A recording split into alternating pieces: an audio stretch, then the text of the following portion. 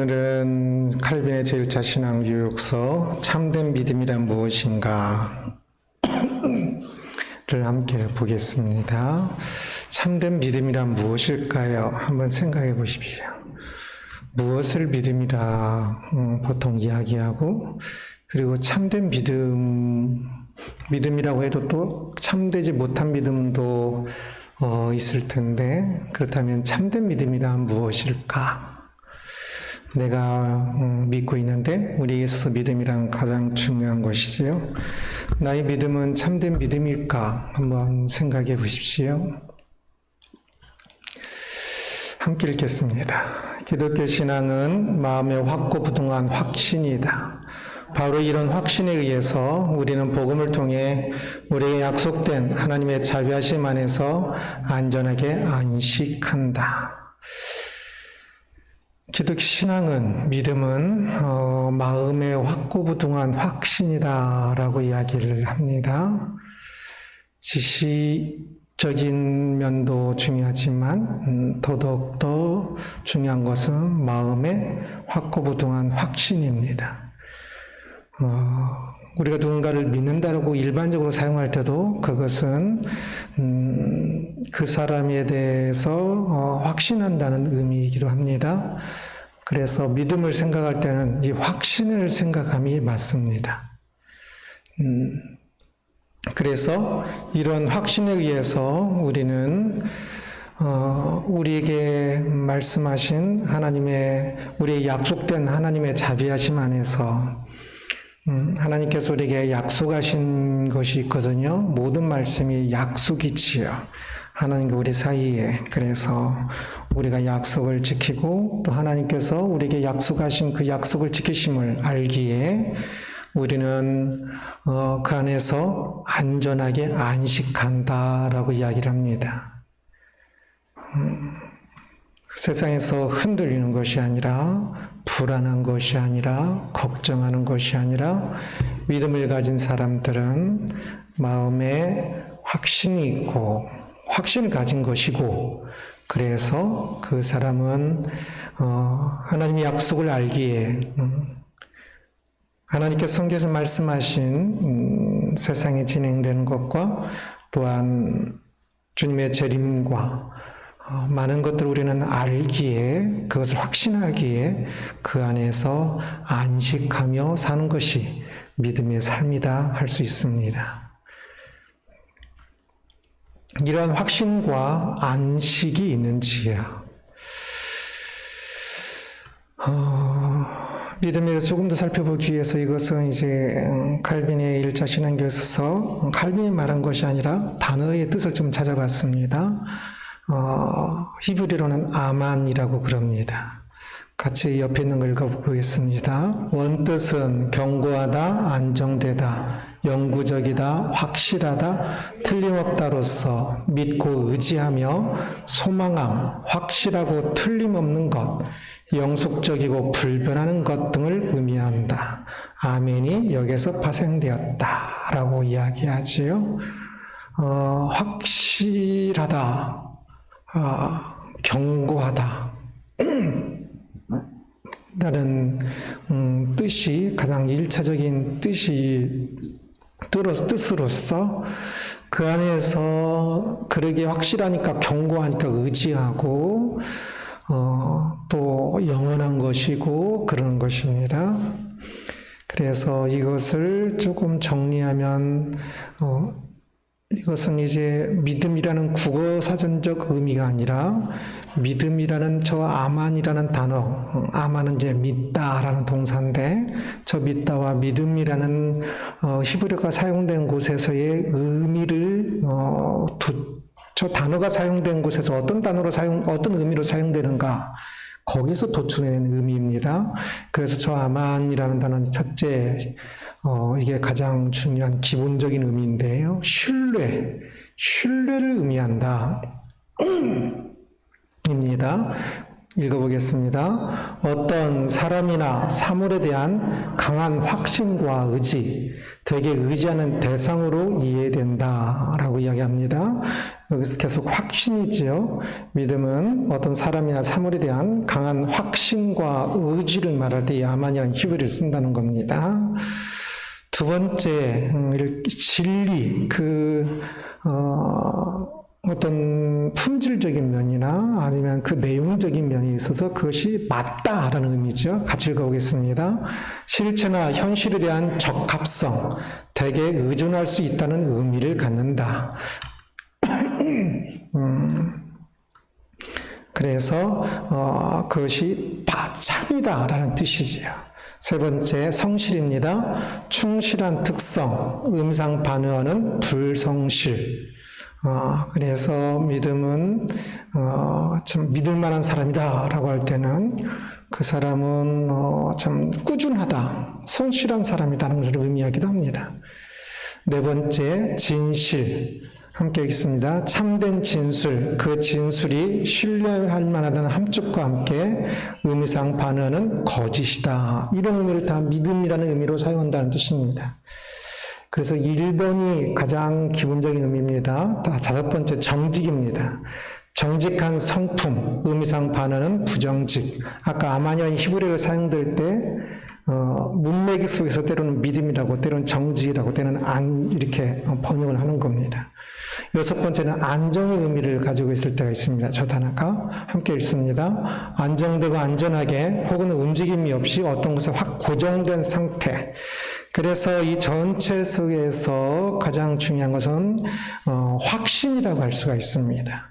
특히 믿음이란 단어로 번역될 때 더욱더 그렇습니다. 이것을 이제 구약 히브리어 말고 신약 헬라어로는 피스티스라는 단어로 사용되어지는데요. 아까 아마니 히브리어는 동사고요. 이 피스티스는 명사입니다. 믿음, 충성, 신앙, 신실함의 의미로 번역된다는 것이요. 그래서 첫째, 신뢰, 아까와 똑같습니다. 함께 읽겠습니다. 어떤 사람이나 사물에 대한 강한 확신과 의지, 되게 의지하는 대상으로 이해된다. 그 사람은 확실하게 믿으니까 그것에 대한, 그 사람에 대한 강한 확신을 가지고 있고, 그 사람이 말한 것에 대한 확신을 가지고 있고, 그래서 그 사람이 말한 것을 정확히 확신하니까 의지할 수 있는 것이지요. 두 번째, 이제 피스티스라는 단어가 헬라 신약 성경 사용될 때는 또 구약 성경과 조금 다르게 이런 의미로도 또 사용되는 겁니다. 두 번째, 함께 읽습니다. 복음에 대한 신뢰, 복음의 내용에 포함된 것으로 예수를 신뢰하는 것. 예수님께서 말씀하신 그 내용을 신뢰하는 것을 이야기한다는 거지요. 세 번째, 성실입니다. 충실한 특성, 의미상 반응은 불성실. 신실하게 무엇인가를 지키는 것을, 그래서 저 단어를 많이 사용되어집니다. 믿는다는 것은 그것에 믿는 그 내용에 충실한 것을 의미하죠. 성실 또는 충실이라고 할 수 있습니다. 네 번째, 복음의 내용입니다. 믿음, 예수를 통해 구원받는 좋은 소식에 관하여 믿는 내용. 복음의 내용을 믿는다라는 것이지요. 그래서 이 모든 것도 전부 확신에 대한 이야기입니다. 함께 읽겠습니다. 믿음은 무엇보다 하나님의 은혜는 약속들에 대한 마음의 견고한 확신이다. 칼빈이 기독교 강의에서 쓰는 말입니다. 그래서 믿음은 이제 견고한 확신, 마음의 견고한 확신. 이 마음은 어떤 감정적인 것을 넘어서 지정을 넘어서 조금 더 가장 초월적인 것을 의미하는 것으로 씁니다. 그래서 마음의 견고한 확신, 또는 저건 온 인격 전체를 의미하는 겁니다. 그래서 자기 자신의 견고한 확신이라는 겁니다. 무엇에 대한? 하나님의 약속, 말씀이거든요. 하나님의 말씀에 대한, 약속에 대한 마음의 견고한 확신을 믿음이다 라고 이야기한다는 겁니다. 그래서 우리는 이 하나님의 약속, 말씀이 무엇인지를 알아야 믿음이 있는 것이고, 그리고 그 아는 것들에 대한 견고한 확신이 있을 때 믿음이라고 이야기를 하는 것이지요.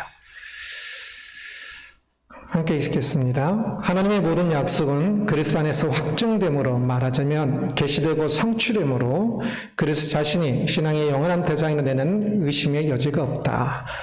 하나님의 모든 약속은 말씀의 성취는 그리스도지요. 그리스도 안에서 확증되는 것이지요. 그래서 이 신앙은 그리스도가 신앙의 영원한 대상이 되는 것이다 라고 이야기하는 겁니다. 그래서 신앙은 아까 말씀드린 것은 영혼은 그리스도를 아는 것이라고 이야기를 했지요. 믿음으로 영생을 얻는 것인데 영생은 그리스도를 아는 것이라고 이야기하지요. 성경의 모든 것이 그리스도 안에서 성취됨으로, 그래서 영생은 또한 말씀을 아는 것이다 라고 말해도 맞을 겁니다. 그래서 칼빈은 말씀과 예수 그리스도를 굉장히 교차적으로 잘 사용합니다. 똑같은 곳에서 때로는 말씀으로, 때로는 예수 그리스도로.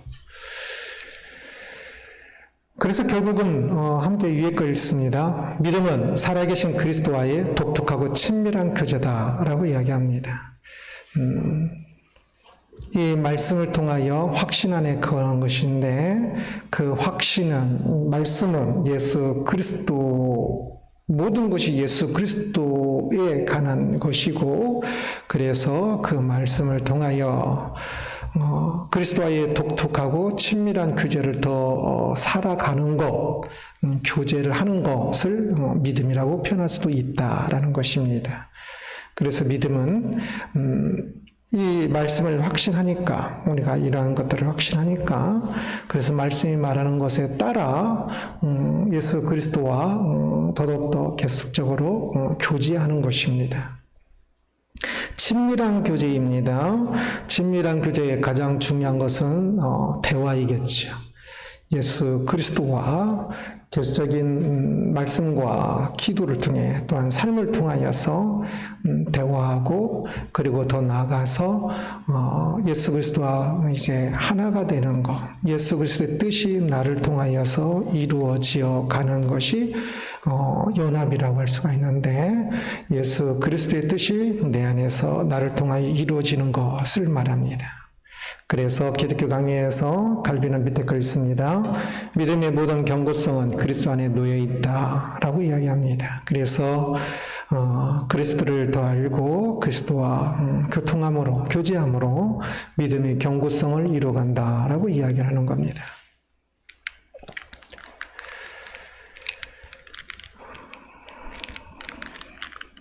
그 다음에 두 번째, 오늘은 믿음, 하나님의 선물.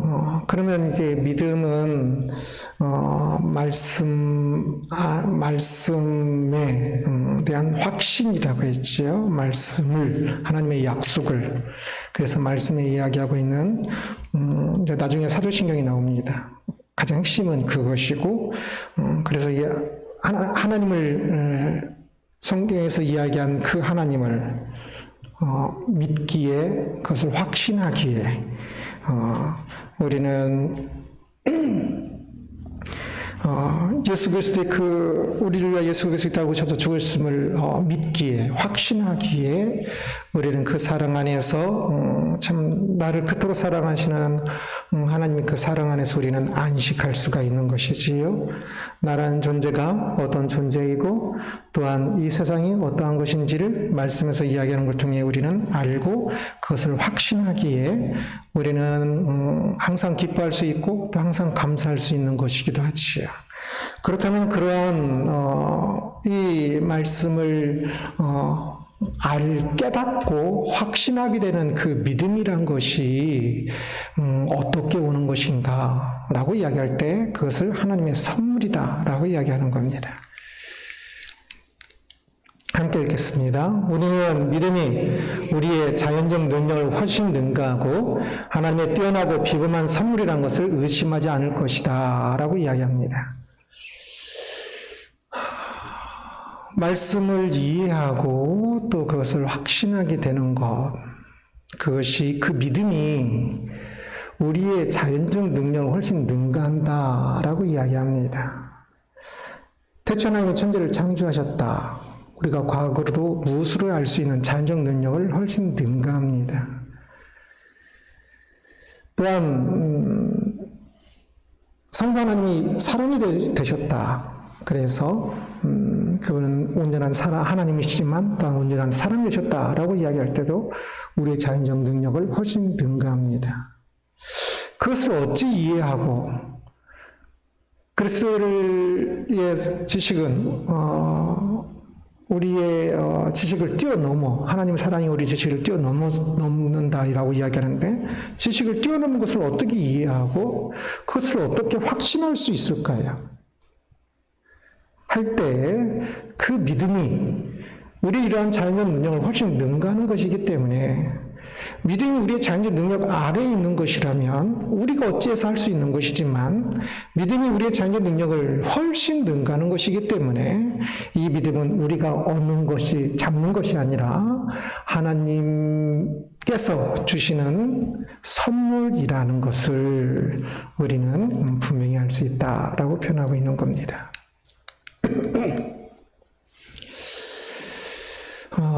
믿음에 있어서 이 5가지가 좀 알았으면 좋겠는데요. 함께 읽겠습니다. 믿음이란 성령의 조명이라는 것이 너무 자명하다.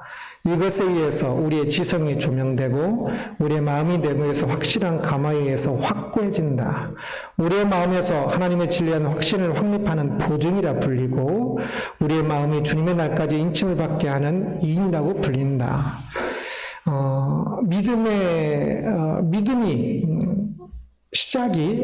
믿음이 항상 지성에서부터 시작이 되어집니다. 그래서 그것이 어떤 내용을 듣고 읽고 그것이 깨달아 이해되는 거지요. 그 이해되어진 그것이 우리 내부에서 우리 안에서 더욱더 확고하게 확신으로 마음에 자리 잡게 되고 그것이 이제 보증이 되어서 그들은 이해되고 마음이 잡은 그것이 이제는 믿음이란 것을 통해서 더욱더 어떤 담보물처럼 믿음이란 것을 통해서 그것을 더욱더 무엇을 담보를 가지고 있으면 더 확실하잖아요. 그래서 돈을 벌 때도 담보를 잡히죠. 그래서 더 확실하다는 것입니다. 그래서 보증이 되고 마지막에 전 도장을 말합니다. 믿음은 또한 마지막으로는 도장이라고도까지 불린다. 그 믿음을 통해서 우리는 참 확실하게 하나님의 사람이다.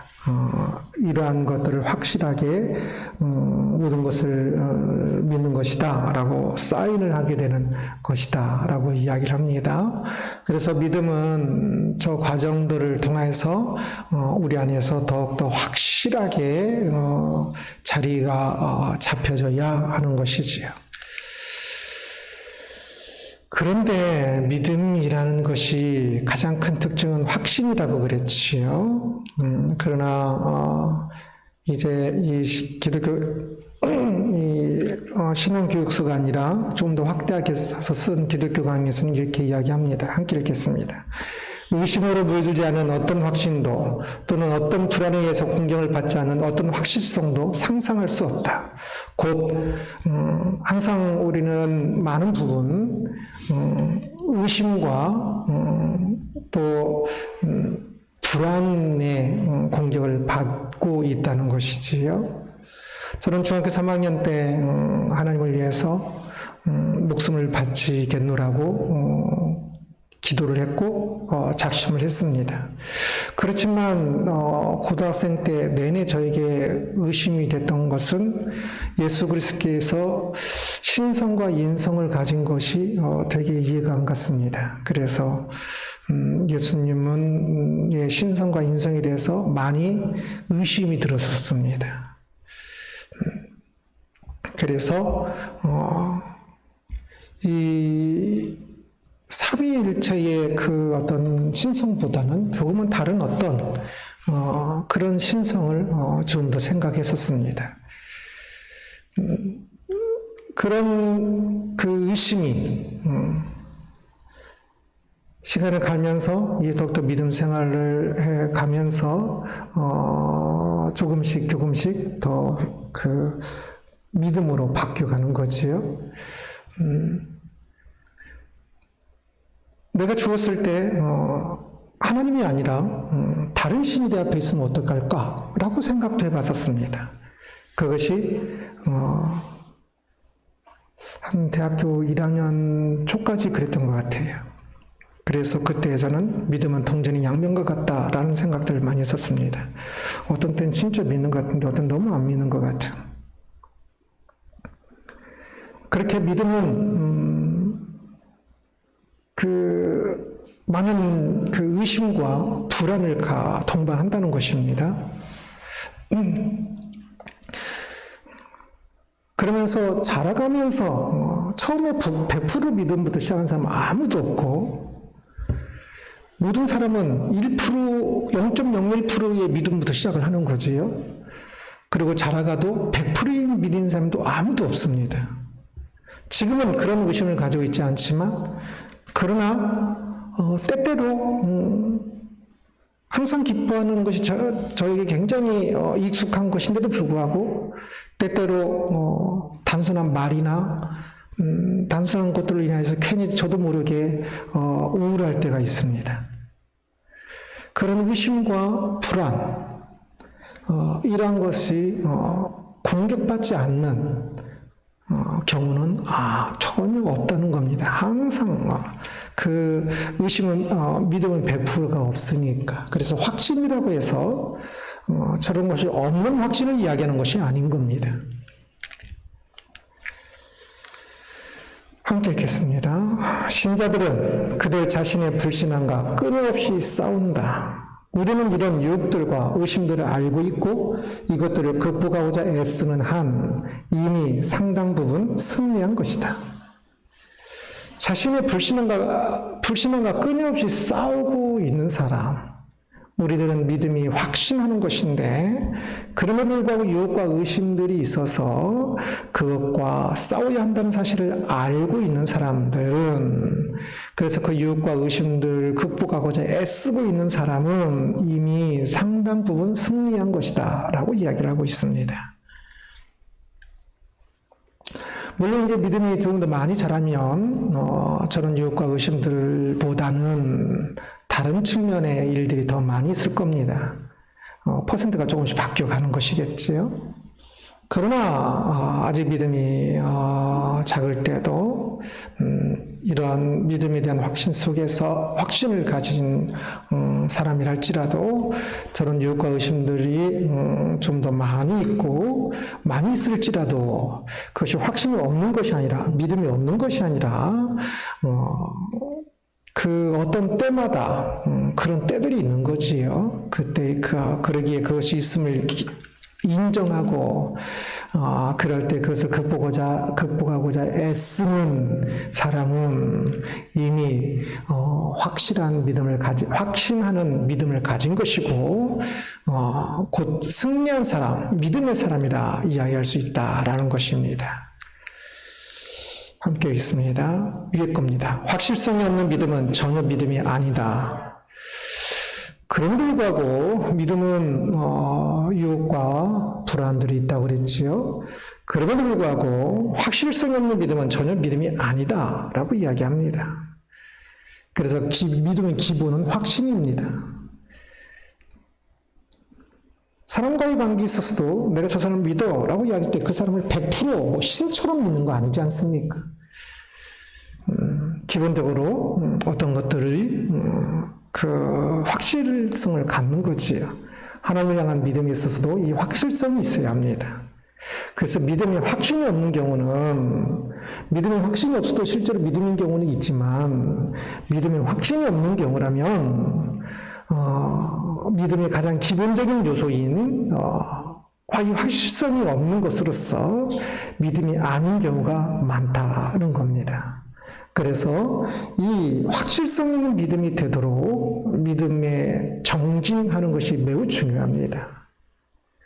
너무 많은 사람들이 이 믿음에 대해서 그냥 떼놓은 당상처럼 생각을 합니다.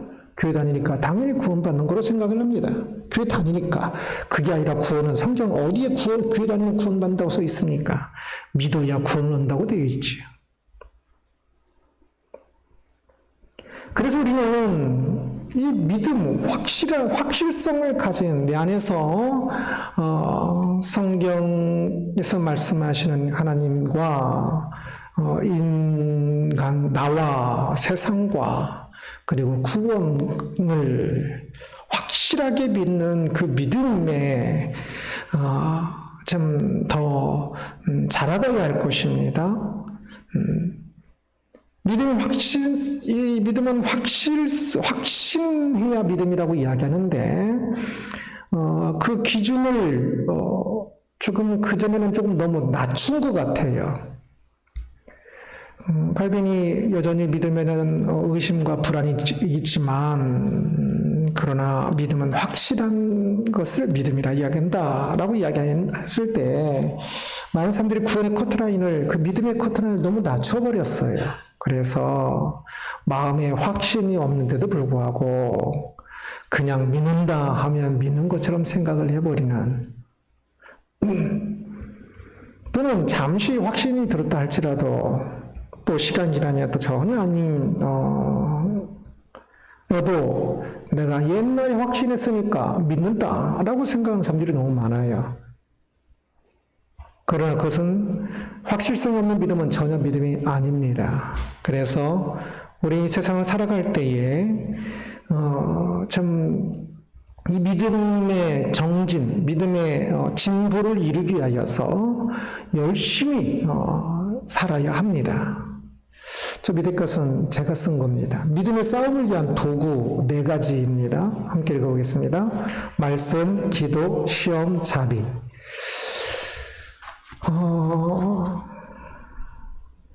칼빈이 믿음을 유혹과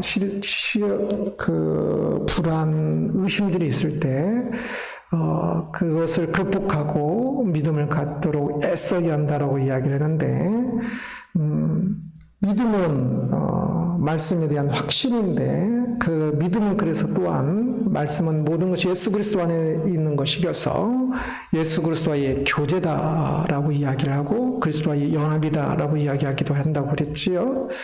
이러한 모든 것들은 나의 의심을 또한 극복하고 하는 모든 것들을 위해서 먼저는 말씀이 중요합니다.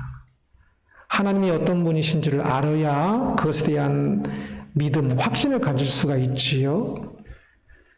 막연히 아니가 아니라 성경에서 말하는 하나님이 어떤 분이신지 아는 것은 하나님은 삼위일체하나입니다 라고만 아는 것이 하나님을 아는 것이 아니라 성경에 수없이 말한 하나님이 주어가 돼서 행하시는 일들이 있지요.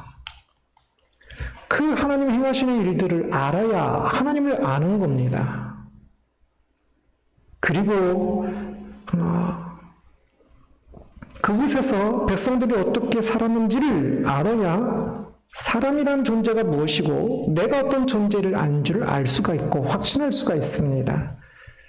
그래서 말씀은 교제는 항상 대화가 있어야 교제가 된다고 했는데, 하나님과의 깊은 그 교제에 가장 안전하고 가장 확실하고 가장 분명한 하나님과의 대화는 말씀입니다. 이것은 어느 시대, 어느 장소를 불문하고 똑같습니다.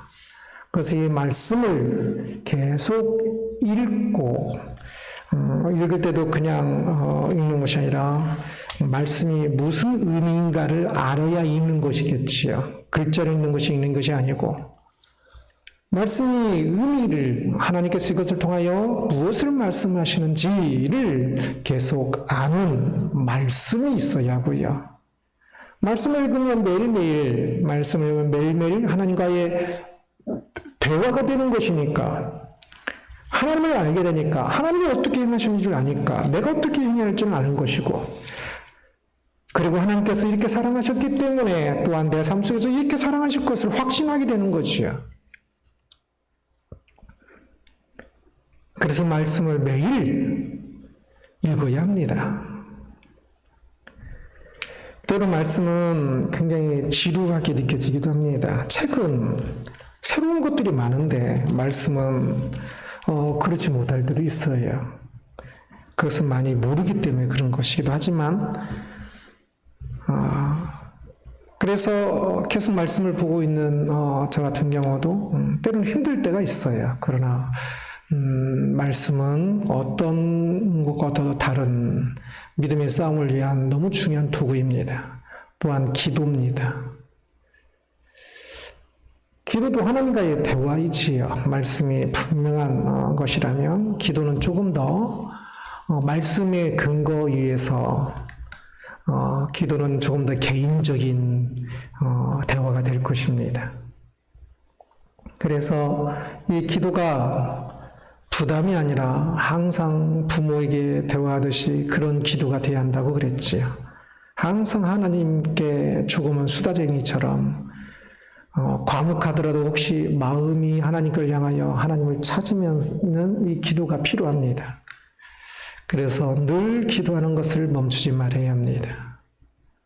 세 번째, 시험입니다. 시험은 매우 중요하다고 그랬지요. 살아가면서 우리는 여러 시험을 만납니다. 시련이라는 시험, 또는 유혹이라는 시험, 또는 때로는 테스트하는 시험. 우리는 사람들을 만나면 나의 교만과 다른 사람들의 교만 또는 연약함들로 인해서 수없이 많은 시험을 당합니다. 그 시험을 통해 우리는 학교 시험을 통해서 내가 아는 것이 무엇이고 모르는 것이 무엇인 것을 배우는 것처럼 시험을 통해서도 우리는 나에게 진짜 믿음이고 가짜 믿음인 것이 드러나고 배우게 됩니다. 그래서 조금 더 시험을 잘 당하기 위해서 사람들과 함께 교제해야 하는 것이고, 사람들과 만나면 말로 시험 엄청 당하거든요. 그리고 환경에서 주어지는 환경을 좀 더 인정해야 하고, 자신의 그 환경 속에서 믿음으로 살아가야 하는 것이고, 믿음으로 살아가려고 할 때 시험을 만나거든요. 아니면 뭐 이런 일이라도 저런 일이라도 믿음으로 살려고 하지 않으면 시험을 만날 턱이 없어요. 믿음으로 살려고 하면 다 시험거리가 될 겁니다.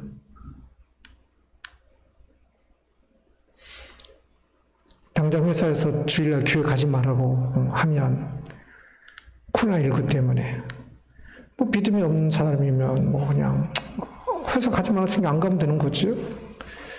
그렇지만 이 믿음의 싸움을 하는 사람이라면 어찌 해야 하나님께 기뻐하실 것인가 고민하면서 그것이 시험이 되겠죠. 수많은 시험을 만나야 합니다.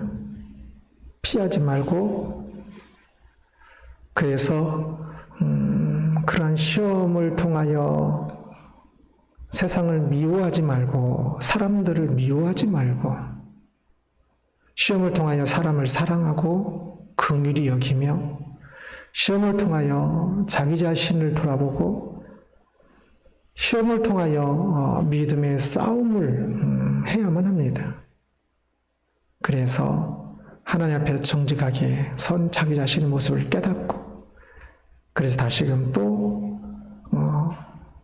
이게 내가 참 나는 진짜 겸손하다고 생각했는데 아니군요, 여전히 그만했군요 라고 깨닫게 되기도 하고, 나는 항상 진짜 기뻐한다고 생각했는데 또 이것이 아니군요, 아니었군요 라고 생각해서 또 자신의 부족한 모습을 가지고 싸우고 그런 것이겠죠. 네 번째, 자비도 꼭 기억했으면 좋겠습니다. 항상 누군가에게 베푸는 마음을 가지고 살아야 하고 베풀면서 살아야 합니다. 항상 더 부족한 사람, 연약한 사람이 있으면 늘 어떻게 해서든지 조금 더 도울 수 있는 사람이 되어야 합니다. 이것을 하지 않으면 믿음의 싸움을 제대로 할 수가 없을 겁니다. 항상 자기 안에 갇혀 있을 거기 때문에 자비의 마음을 가져야 좀 더 자기 안에 그 에고이즘에서 벗어나고 자기의 틀에서 벗어나서 좀 더 다른 사람들을 향한 배려의 마음을 갖게 됩니다.